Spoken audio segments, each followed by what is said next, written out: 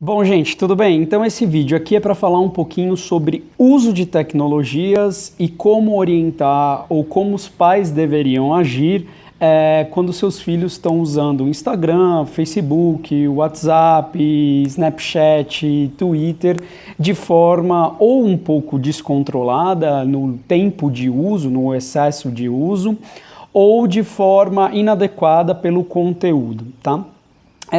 Queria começar dizendo que existem algumas revistas muito boas que abordam essa temática. Talvez a melhor de todas é a Cyber Psychology and Behavior and Social Science e Social Network, Social Science.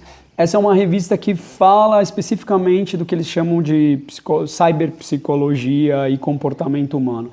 Nessa revista vocês vão achar estudos maravilhosos falando desde cyberbullying, cyberpornografia, cybertexting, cyberstalking, que é seguir as pessoas na internet, como que isso afeta o desenvolvimento e o comportamento humano. É uma revista em inglês. Tive a oportunidade de publicar um trabalho lá falando a respeito de percepção do tempo e videogame. De qualquer jeito, é uma revista bem aberta e discute temas bem relevantes.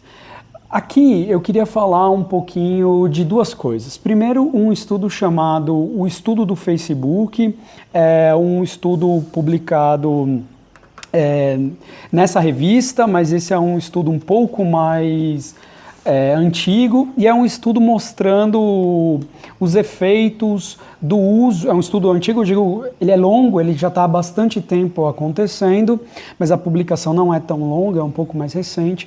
E esse estudo, eles pegaram 1.090 jovens, dividiram em dois grupos, e num grupo eles pediram para os jovens saírem uma semana do Facebook, e no outro grupo eles pediram para os jovens continuarem normalmente no Facebook. E eles mediram uma série de medidas, eles avaliaram felicidade, alegria, inveja, uma série de medidas, entusiasmo, motivação, rede social, uma série de medidinhas. E o resultado, o nome do grupo que fez chama Instituto para a Felicidade, para pesquisa a respeito da felicidade. E os resultados mostraram que aquelas pessoas que se mantiveram, as pessoas que saíram do Facebook tiveram uma série de resultados. Se sentiram mais felizes nessa uma semana, se sentiram mais entusiasmados, se sentiram com uma melhor concentração, se sentiram menos só, se sentiram menos tristes, se sentiram com menos raiva e com uma capacidade melhor de tomada de decisão.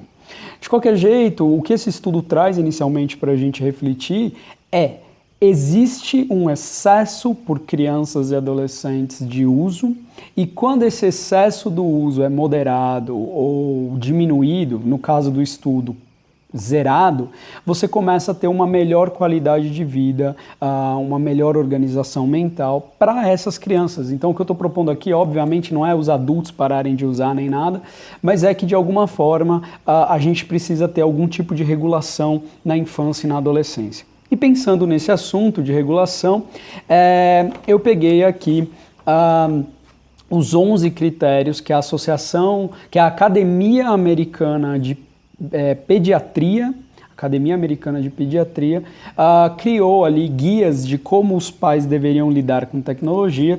Eu vou ler os 11 critérios, as 11 dicas, e eu acho que esse pode ser um assunto para a gente conversar com calma numa live, mas eu já queria trazer aqui para ajudar os pais que vieram falar comigo nos últimos dias e também os colegas psicólogos que têm tido algumas dúvidas de como lidar com tecnologia.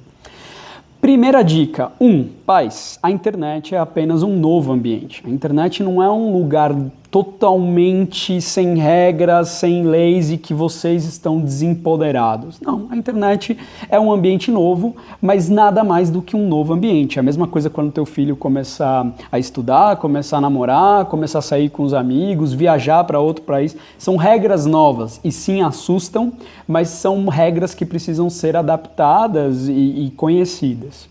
2.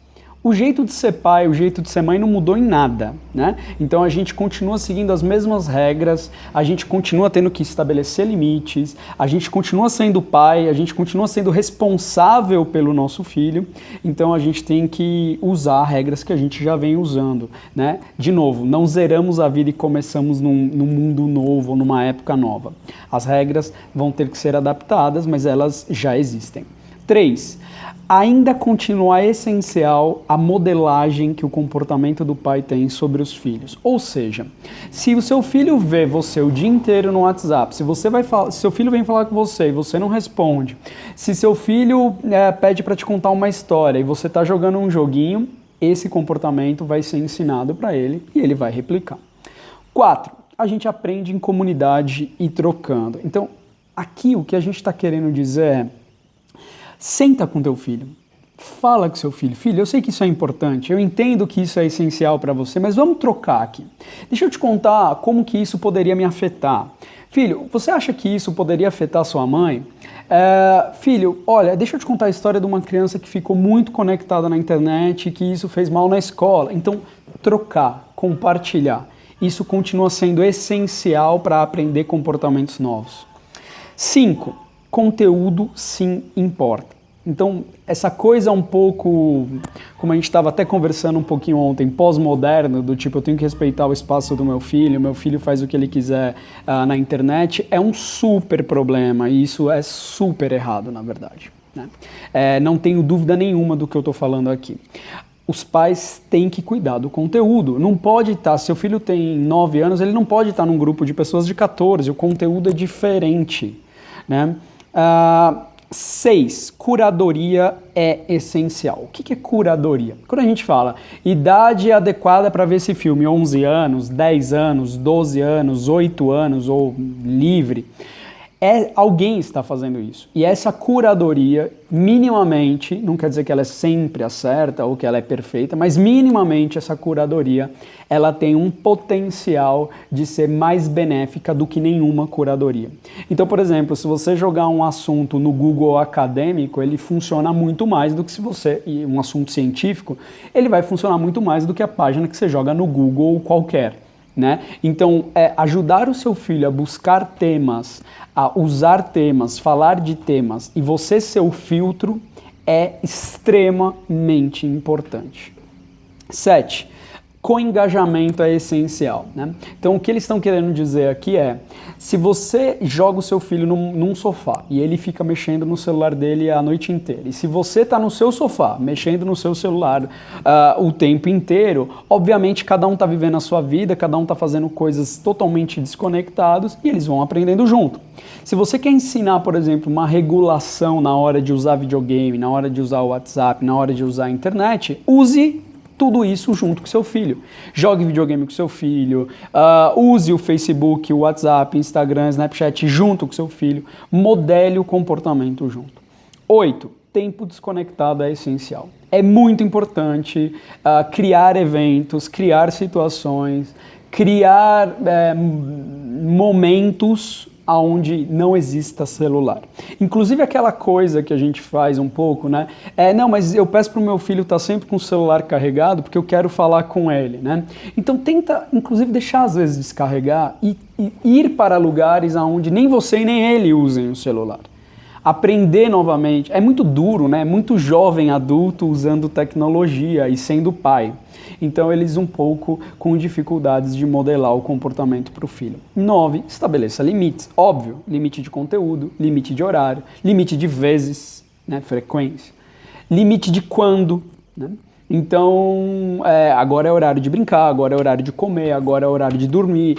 Tenha horários, acordar, você não acorda com o celular do teu lado. Tenha um despertador além do celular. Então, ajude a criança a criar comportamentos de autocontrole.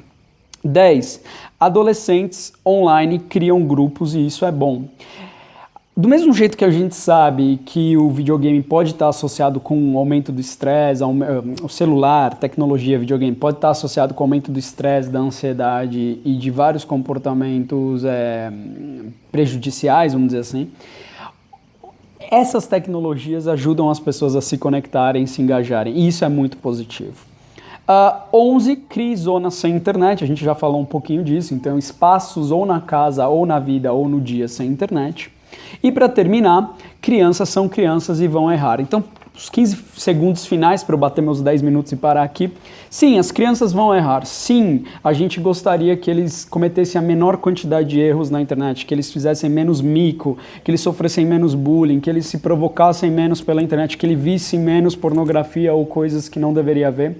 Isso vai acontecer. E o principal, ao invés de punir, é educar, modelar e gerenciar esse comportamento para uma próxima vez. Bom, é isso, queria agradecer, ficou longo, mas a gente se vê. Segunda-feira tem uma nova live.